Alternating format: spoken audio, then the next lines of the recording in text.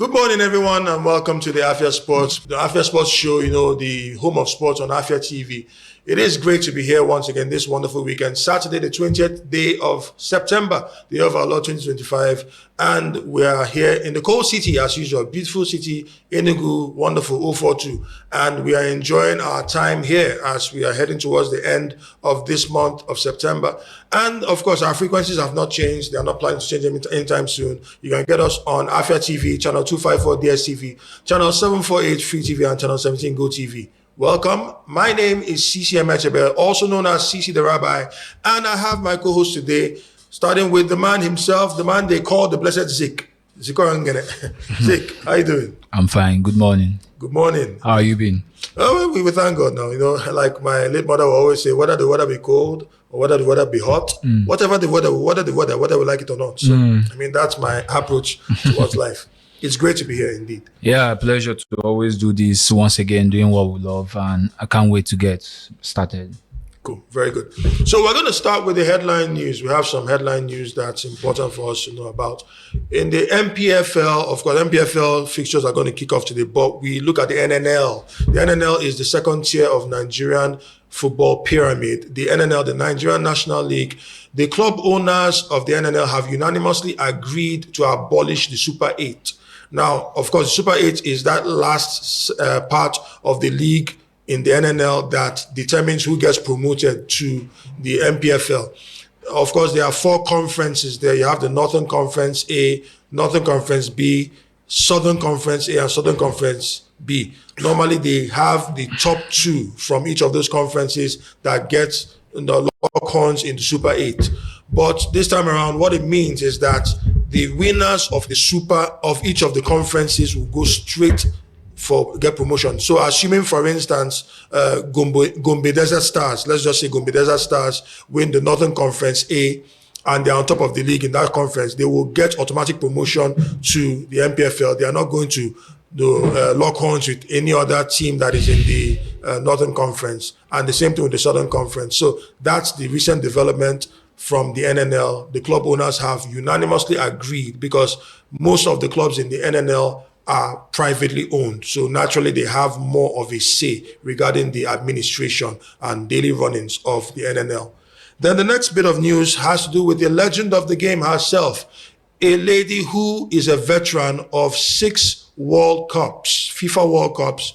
She's the only African, male or female, to be a member of 6 World Cup squads for the Super Falcons of Nigeria, a 4-time Women's African Cup of Nations winner, a 109 cap player with 4 goals for the national team, a 22-year glittering career. Who else am I talking about other than Onome Ebi, the 42-year-old legend, the veteran centre-back of the Nigerian side, the Nigerian national team, female national team, Super Falcons, has officially hung up her boots. Fantastic player indeed, one of the rocks in the center of the defense alongside her longtime partner, Osinachi Ohale. She's now moving on to pastures new, leaving the game that she has loved for so long, for more than 2 decades. And we wish her all the best in her future endeavors, in her life outside of football.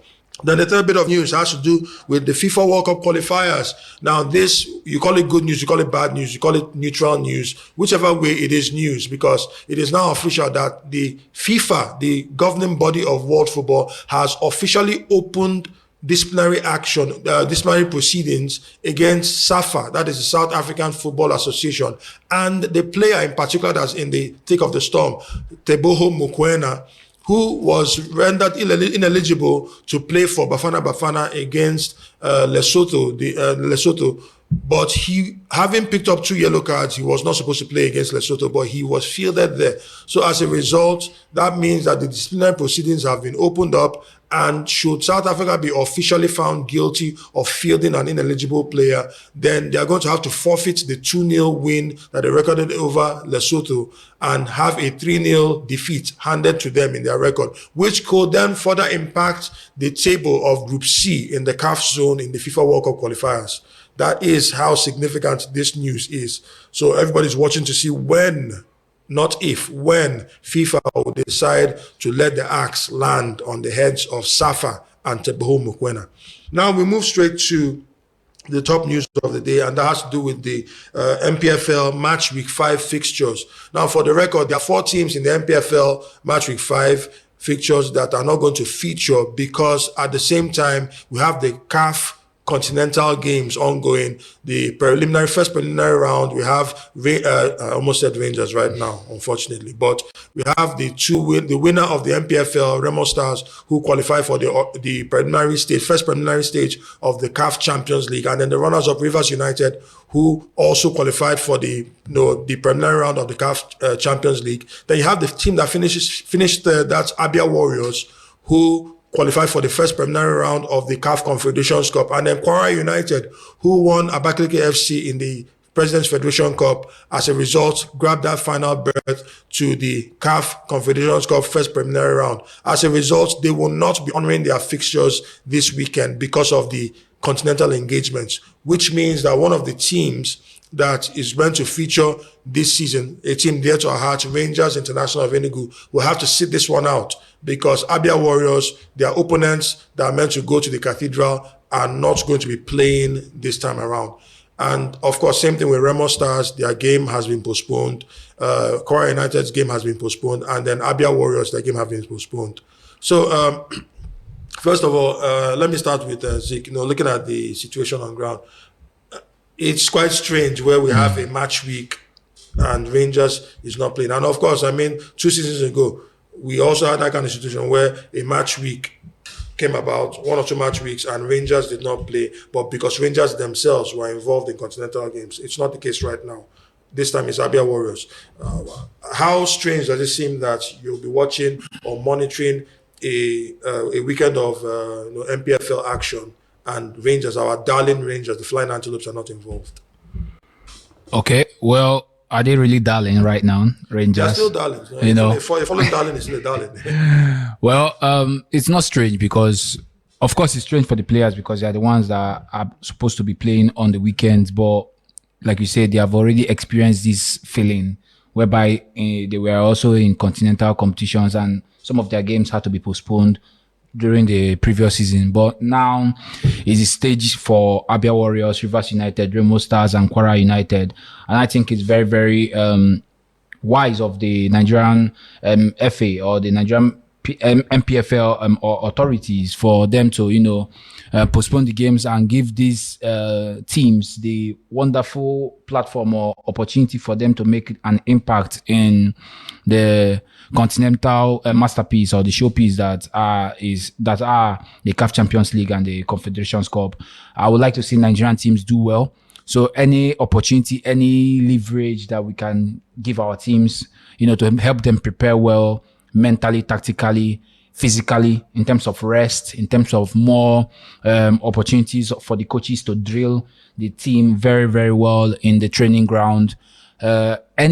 Any little nugget, any little detail that you need is very, very important. So it's not a new thing. It's just a normal thing for anybody that is successful in a league competition. And I wish our teams very, very well. I wish them good luck.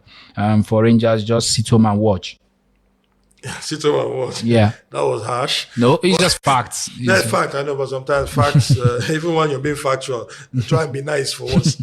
No, we love our darling Rangers, we do, and they have to do the right thing. So I'm just trying to pull out some of the games that are going to take place. First of all, the CAF Confederations Cup. I love the CAF Champions League, for instance.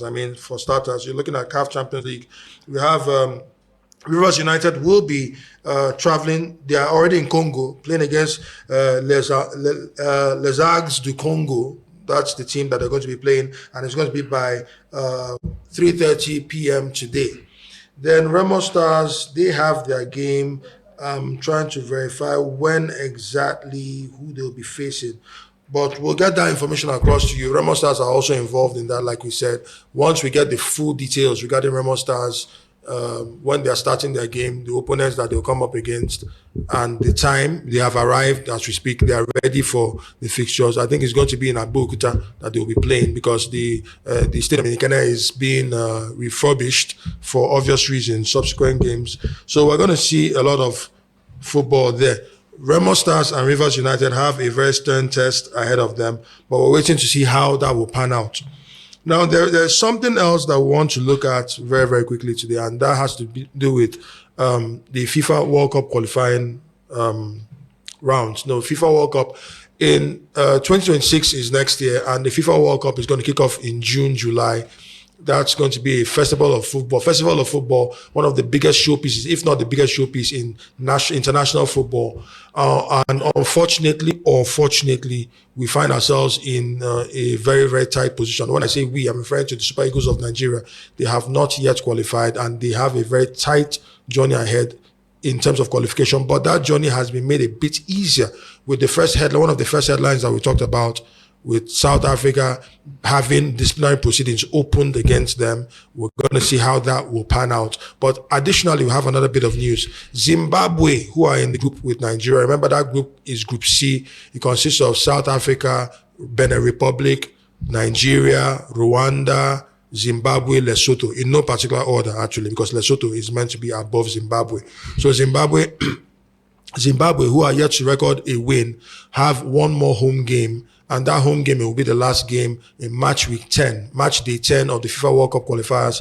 And they are going to be hosting South Africa. Now, prior to recently, the Zimbabwe had issues. They still have issues with certification for their home ground, any home ground there in Zimbabwe. So most of the games were being pushed to South Africa. So South Africa had an unfair advantage in terms of home and away, because they played at home and they played away at home. But now, a bit of potentially good news for the Super Eagles of Nigeria is that South Africa will not play host to Zimbabwe in terms of lending them any of their stadiums in Bloemfontein, Pretoria, or Johannesburg. They will not do that because Zimbabwe's Football Association have decided that they're going to move their home games to Botswana. Yeah, Botswana is not far from South Africa. It's neighboring there within the southern part of Africa, but still, it is remarkable because South Africa may not allegedly impact the game even more than they would if they were the ones that were hosting the game as a borrowed ground that they are actually lending to Zimbabwe. So it might just change the dynamics there. I want to verify the exact stadium, but it's going to be in Zimbabwe. And the name of the stadium, just give me a minute. I have the name somewhere here. Yes, the name of the stadium, Zimbabwe officially will not host South Africa in South Africa. But after they play their last 3 home games in Mzansi, Zimbabwe now will take it to Botswana. And the Warriors of Zimbabwe will be on 10th of October. They will host South Africa at the Obed Itani Chilume Stadium in Francistown, Botswana. So that's the stadium, the Obed Itani Chilume Stadium in Francistown, Botswana. So, Zeke, let me bring you in on this.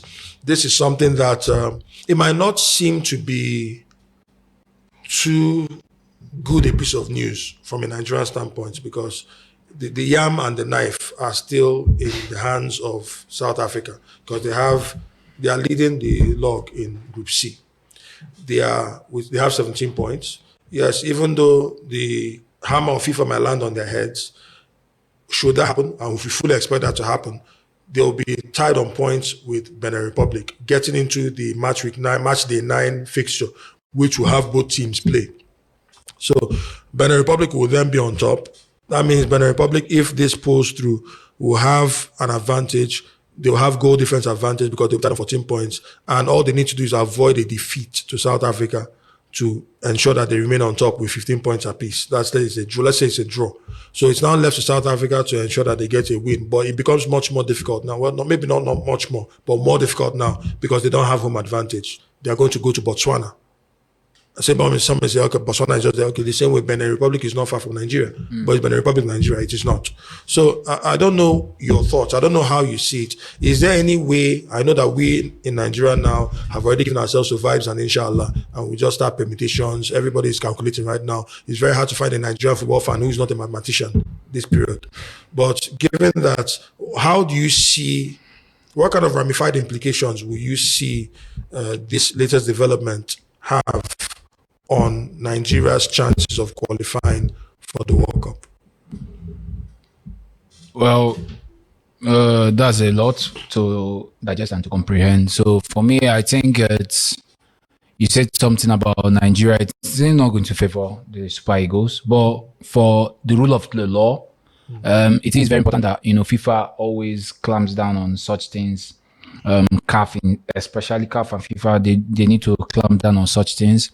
And I always seem to have, it always seems to be only in Africa that we always tend to have this kind of information news whereby an ineligible player seems to might have been registered without the awareness of the authorities or the football administration in whatever country it might have been. Sometimes it's the North African, sometimes it's West Africa, now is South Africa. So Tebogo Mokoena, the Showdowns player, I know he's very important. So perhaps they felt he's fit, but they didn't check the eligibility, where the suspensions, whatever, and it seems like it's going to cost them. For me, we're talking from the belligerency of Nigeria, by us being Nigerian fans, and it won't affect us rapidly. I think I want to talk about the stadium part, whereby Zimbabwe is going to play in Botswana. I think that will be much more of an even game. Now it's no longer in South Africa, because if it was in South Africa, I think like 70% of the fans in the stadium would be South Africans, because it was in their home. Yes. But now I think it's going to be on a more balanced, more level playing. Yeah, there might even be Botswana fans in the stadium that wouldn't even want South Africa to win or whatever. So I think that's a very, very good development by the Zimbabwe team, the Zimbabwe officials, and their administration to finally try and get a different home stadium for themselves. I don't know what is happening with the license with FIFA. You can see it's not only them. Even in the Champions League, Force that played against Olympiacos, I think their stadium was not accredited with being UEFA standard. Barcelona is even having issues. So all these things do happen. It's a normal thing. It do happen in football. But for me, we are going to wait until FIFA drops their verdict. But it's a good development because it still keeps the group, open. Everything is still modeled. There's still a little bit of confusion. But you say that every Nigerian fan now is a mathematician. I don't think it's now. It has always been, ever since I had the knowledge of what is Super Eagles, what is football, we have always been mathematicians. So let's just keep our fingers crossed and hope for the best for the Super Eagles. Okay, thank God. At least we give God praise. We have fingers to cross. Anyway, guys, just stay tuned. We'll be right back after the short break. We're still here talking sports and discussing things on Afia Sports, Home of Sports. The show, and this is on Afia TV. Don't touch that dial. The frequencies still remain the same: 254 DSTV, 17 Go TV, 748 Free TV. We'll be back in a jiffy. Don't touch that dial. Sit down there. Take some popcorn or something and entertain yourselves. We'll be back in a flash. Welcome back to the Afia Sports Show on Afia TV. It still remains the same on the frequencies 254 DSTV, 17 Go TV, and 748 Free TV. Welcome back. My name is Sisi the Rabbi. I'm Sisi the Rabbi, and I still have the blessed Zik here with me. And we've moved from the continent. We are now in Europe. My private jet has been warming up, and it's landed there. And we're going straight to the EPL. The English Premier League has come up with so many twists and turns, and it's still in early stages. Match week 5 kicks off today. The early kickoff is the Merseyside Derby, where Liverpool Football Club, the defending champions, are going to be playing host to their bitter rivals, territorial rivals in the northwest, the Merseyside of the northwest of England, referring to Everton Football Club, who recently started a new season in a new stadium. That's the Hill Dickinson Stadium, after last season marks the end of their sojourn in the Goodison Park Stadium. But this time they are traveling to Anfield. That is the first early kickoff by 12:30. Liverpool will be playing host to Everton. Then later on, from 3 p.m., we have Brighton and Hove Albion hosting Tottenham Hotspur. Then West Ham United playing host to Crystal Palace in the London Derby. Then Burnley playing host to Nottingham Forest. by 3 p.m. also. Likewise, Wolverhampton Wanderers will be playing host to Leeds. That is where the Midlands plays host to Yorkshire. And then the late kickoffs, we're going to see Manchester United against Chelsea at Old Trafford. Is it the Theatre of Dreams or the Theatre of Nightmares? We'll know in a jiffy. Then, of course, by 8 p.m. we're going to have Fulham playing host to Brentford. No, I almost said Brentford and Hove Albion. Brentford. So that's going to be another London derby. Then we're going to have on Sunday, the early kickoff by 2 p.m., Bournemouth playing host to Newcastle United. And then by the same time, 2 p.m., we're going to have Sunderland playing host to Aston Villa. And easily the biggest game of the weekend is going to be by 4:30 p.m., where Arsenal at the Emirates will be playing host to Manchester City. So that's going to be a cracker indeed. Let's start with, we don't have much time. We're going to look at a few of the fixtures, the biggest ones, and clearly the biggest ones have to be 3 in particular. I know that you have questions about one of those teams there, but no problem. Let's give them a bit of respect based on pedigree. But the Merseyside Derby, what's your take? Slot is the one that's there, defending champion, first Dutchman to win the EPL. Had it smooth last season. He started very well, 100% record. But David Moyes, the Moisaya, that's what they call him, is back. He helped Everton get to where they got to. Do they call him that? They call him the Moisaya. Yeah, that's what they call him. So David Moyes locking horns with Aaron Slot. Everton making that short trip to Anfield. Yeah, for me. What's your take in this? For me, that game, it looks like he already has a predestined winner, which is, of course, Liverpool. Everton have only won once in 29 games in the Merseyside, especially at Anfield. And that was in the COVID era under Carlo Ancelotti, Richarlison and co, if you can remember. So it's a very horrible record to have.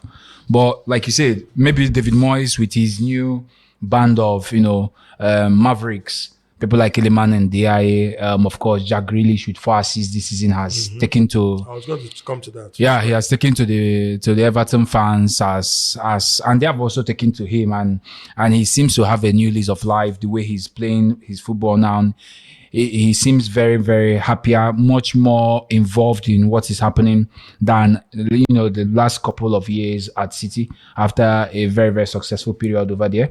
So for me, I think the game, it looks like it's Liverpool straight win because of the way they have been winning their games, winning at odd hours late on in the games.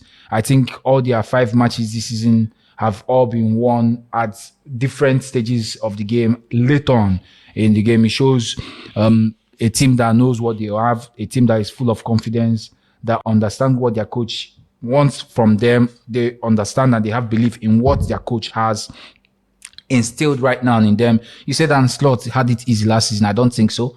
He had a lot of issues around the background, from big players that had contracts going. No, I'm talking about the pitch. I'm talking about the pitch. On the pitch, he had it easy. I mean, we have to agree. How can you say he had it easy? All that's flopping is not his fault. I'm talking in relative terms. Yes, I mean, when you have, for instance, because you still have to win your games. In the land of the blind, the one-eyed man is a king. That's not taking anything away from what Anslot did last season. Don't get me wrong. But just like you rightly pointed out, those who are meant to be the contenders flopped, and most of them flopped, especially Arsenal, because of injuries. Injury is part of the game, but Liverpool were, I think, injuries winners. were kind. Yes, of course they were deserved winners. But injuries were kind to them last season. That's what I'm trying to say. So for me, I also, you're true. Arsenal had injuries. They had injuries. Everybody had injuries. But now, I like what I'm seeing with Anslot, because with now the added impetus of being champions, with the lavish spending that they have already acquired this season, with the kind of players they have already got. I'm coming to that because I just want to play. It's going to be amazing. Yeah, I'm coming to that. No, the two of the most expensive players in British football history are in the same team with Liverpool. Now, first of all, of course, we've talked about the brilliance of Jack Grealish, who has had a new lease of life after an underwhelming season with Manchester City. He's now gone on loan to Everton. He's won Player of the Month because of his assists, and deservedly so. He's enjoying his time there. We are then looking at someone like Hugo Ekitike, who really started quite well. 2 goals in his last 4 games in the EPL, very good, and then 3 in total if you add the goal that he scored in the Community Shield. But you also look at, there are 2 players I'm looking at right now. First of all, Ekitike, we've mentioned that he's leading the line, but we have an Alexander Isak, the most expensive player in British football history, 125 million pounds, stroke 30 million pounds. He's there. Who starts between both of them? That's number one. Number two, the man who is under tremendous pressure, extreme pressure, who narrowly avoided 007 status by getting an assist. I'm referring to, of course, Florian Wirtz. Florian Wirtz has had his shoulders heavy because of the price tag.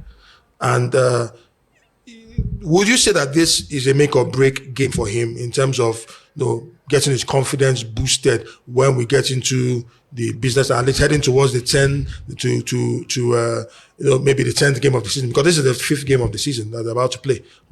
How important will it be for Florian Wirtz to find his mojo, so to speak, and then start doing what he needs to do? Personally, I don't think it's a critical make or break game. No, it's just 4 games Premier League done. This is the 5th game. 1 in the Champions League and of course 1 in the Carling Cup. That's for Liverpool. Community Shield. That's for Liverpool. I'm talking about Wirtz. That's what I'm trying to talk about. That's what I'm trying to understand. To explain why I feel, because it's not only me, it's also of the opinion of Liverpool fans. They will give him the time because they know what kind of player he is, or what kind of player they have got. He's a German international, a Bundesliga winner, not with Bayern Munich. This is Bayer Leverkusen, a team that never wins. He won with them. He has shown his status. He has also played in the European Championship. He's one of the 2 jewels in the German team with Jamal Musiala. Of course, he will have to give him time. Whatever it is, it's not his fault that he's 100 million plus. You don't put your price on your name. It is the executives, the directors. They are the ones that hash out the prices amongst clubs. But for me, Wirtz has always been a fantastic footballer. After having that awful injury I had in 2021, to bounce back and become 100 million player, it tells you what kind of mentality he has. The quality has never been in doubt. I think for me, if you watch the game against Atletico Madrid between Liverpool, of course they lost a 2-goal lead again, 3 times in 5 matches right now in this season. But why I saw from Wirtz, they link up with Isak, it tells me that a lot is about to come out from these 2 players for Liverpool. Okay, in seconds, I'll just ask this question right now: who starts, Isak, or who leads the line, Isak or Ekitike, and why? We can't be 100% sure about who's going to lead the line. It depends on what Slot sees. Yesterday, in the recovery period after their Champions League game on Wednesday, I think on Tuesday, but whatever it was. It depends. Was Wednesday? On Wednesday. Yeah, it depends on what the recovery time is or what the players are feeling yesterday and today before the kickoff. Let's say in the next 1 hour plus. For me, I would like to see Isak. He had an opportunity to play him against Burnley. He didn't do it. And played him again against Atletico Madrid. What Slot has done is not to put a lot of pressure on these guys. I love the way Slot manages his players. I love the way he manages even the interviews with the media. He's a man that seems to be in charge, that knows what he wants. And there's an intensity now about Slot and the way he's now pushing his boys, because there's now a full year under the bag, and of course he's a Premier League champion, so there's credibility in the bank. I think these players are going to be exceptional, especially Wirtz. Isak, we already know he has proven himself in the Premier League, but Wirtz, to answer your question, is going to be a blockbuster signing. Just remember that in future. I'll take that. I'll bookmark that your quote, and then we'll see whether that's worth it or not. But okay, we'll move on to one of the other games right now.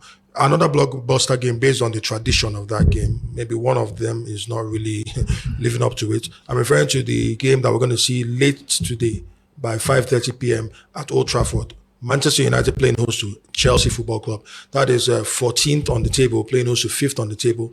And Man United have not had the best of starts in the EPL. I mean, that's hardly a news flash when you consider the struggles that they've had and the fact that they have a player in their ranks who is now fast approaching 007 status. For those who don't know what 007 means, he's talking about a player who has played 7 games. He has no goal and no assist in 7 games. I'm referring to none other than the 6'5" striker from Slovenia, Benjamin Sesko.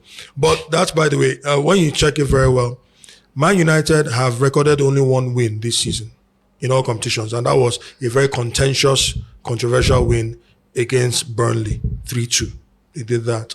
They lost their opening game of the season to Arsenal at Old Trafford, a Calafiori header. They could only muster a draw, and that was even contentious against Fulham.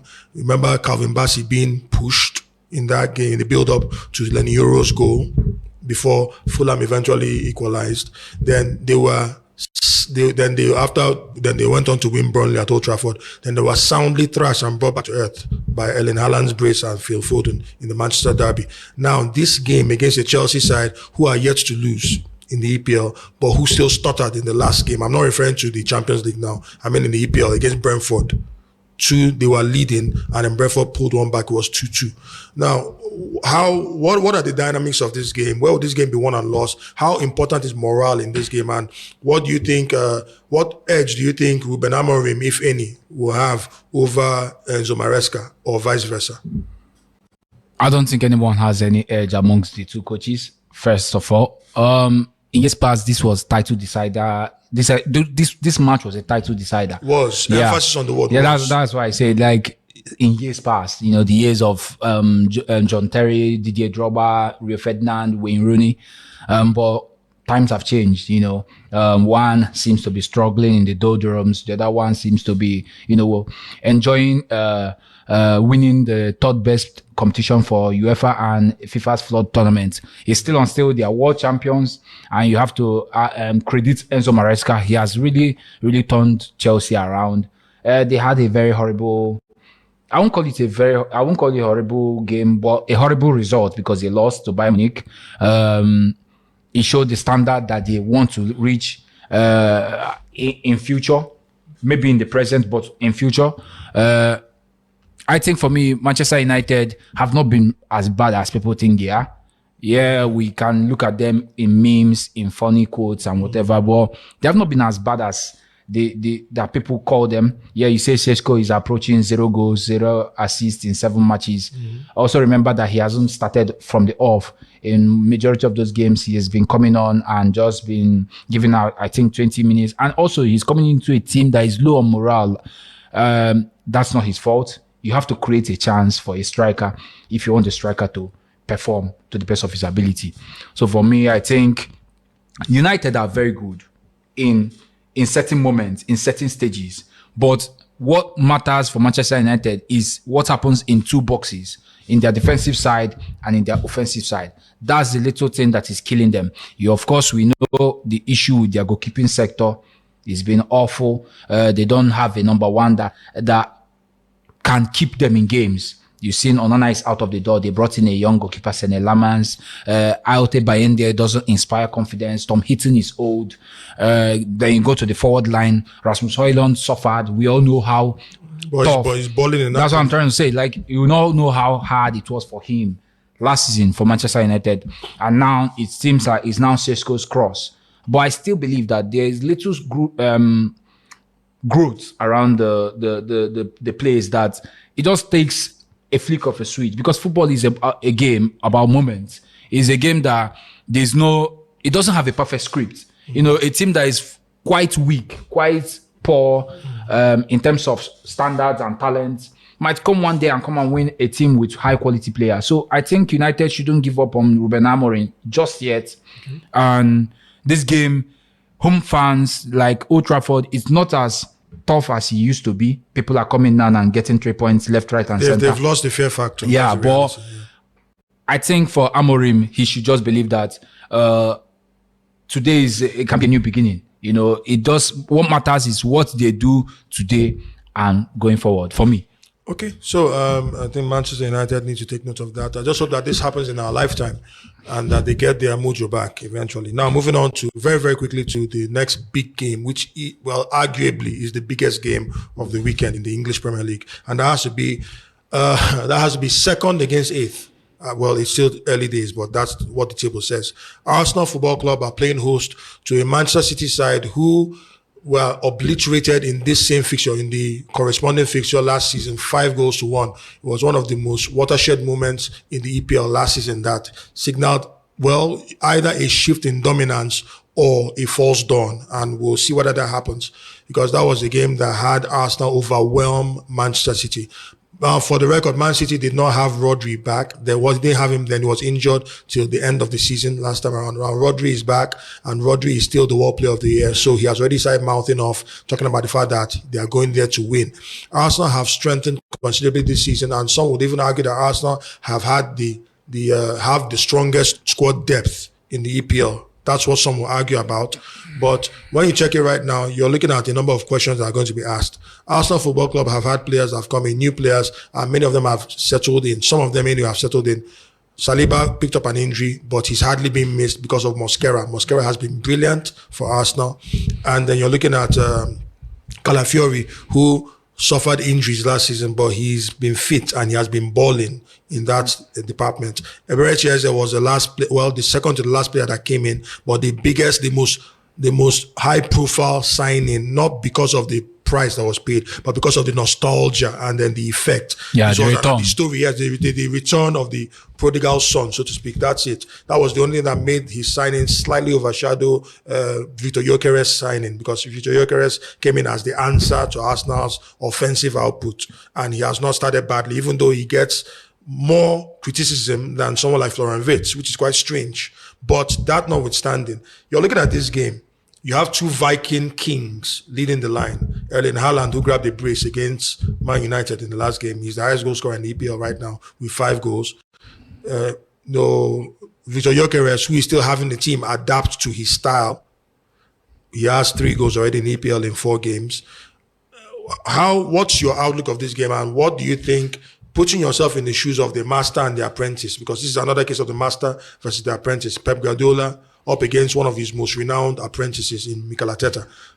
Where will this game be won and lost, and why? It's still almost the same with the Liverpool-Everton game for me, because it's going to be much, much more intense than people are going to be expecting. For me, there's only one master right now, is Pep Guardiola. He has been there, he has done it, he has shown what it takes to be a winner. Mikel Arteta, you have to give him credit. 6 years now in the job, or 6 full seasons now in the job. He has finally taken us now from where they were when he met them, the kind of players they had, with what the standards was, with what the mentality was. He has taken them to a new level. Yeah, they have already strengthened with the amount of players they brought him. I think 7 new signings. It shows you that now. Eight new signings. 1 loan. Okay, so there's now been an added depth, whereby before you were saying, like earlier on the show, about injuries being a major factor in the title race being taken away from Arsenal, in them not being able to maintain their performances and their standards throughout last season to chase Liverpool. There's no excuses right now for Arsenal, because you see them now going out to find and get somebody like Gyökeres. Me, I love Gyökeres, but for now he's still adapting to the team, like you said. But Haaland has already adapted to the league. 90 goals in 101 Premier League games. It tells you all you have to know about him. He's in form. 5 goals in the FIFA World Cup qualifiers for his country. The man is possessed right now. Doku is playing well. Arsenal, I like the way Eze has adapted, but for me, I think he needs to also be brought into the midfield. With the way Arteta is playing on the wing, he's not a winger. He played on the side on the left hand side for Crystal Palace, but it wasn't. But he wasn't, like, I'm trying to refer to when he was at Crystal Palace. He wasn't a full-time winger, because they were playing a wing back system whereby Tarek Mitchell is the one overloading that left hand side, giving Eze the opportunity to come inside and do his work and work his magic for the team. I think at Arsenal, it's a different style of play. Calafiori is the one running up and down. He doesn't have that kind of energy that Mitchell has. But maybe with the lofted passes that he has shown, especially against Nottingham Forest, that can be a different variety to their game. And Arsenal so far have won their first 2 games at home with 8 goals and none conceded. So, and also remembering what they did to Man City last season, it looks beautiful, 5-1. But Man City had a lot of chances in that game. Raya had to be fantastic. Raya was fantastic. It wasn't he had to be. He was fantastic in the game. Haaland scored. It's a good thing that you brought up that issue. Sorry for cutting short, but there's a slight difference also with Man City.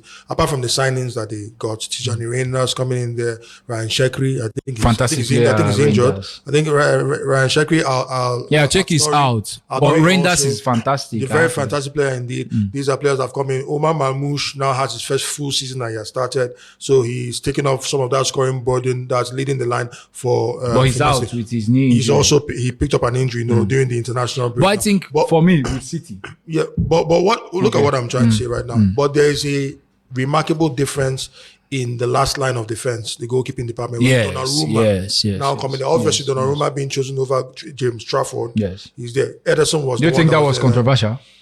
Well, let's not even talk about that. I don't want to talk about it. No, it's just a question on the floor. Like, okay, whether Trafford, do you think it was fair? Fair to have him there. Who is jump over Trafford and just. First of all, who is a bigger goalkeeper? These are the hard, cold facts. Okay, we're putting fairness aside. Donnarumma is a more high-profile player and goalkeeper specifically than James Trafford.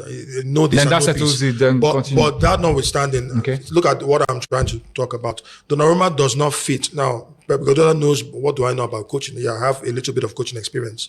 But Pep Guardiola, from his profile that we've seen over the years, since he started managing in football from Botswana P all the way to Man City right now, he has never favored a goalkeeper, a traditional goalkeeper who's not a ball-playing goalkeeper. Many things Donnarumma is, a ball-playing goalkeeper he is not. How could that impact? Because you talked about Raya. I'm just bringing in the issue of Donnarumma.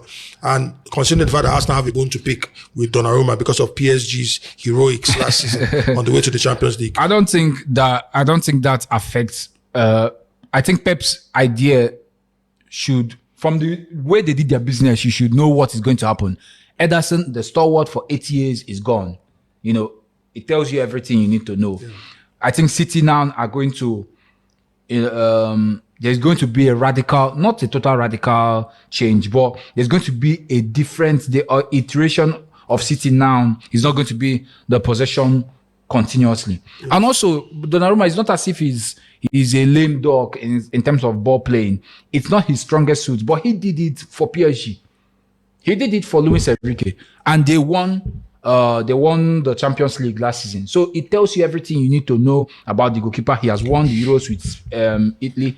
For me, I think that City now are changing. If it means that they have to go long and stop the short passing, they are going. That's what it means this season.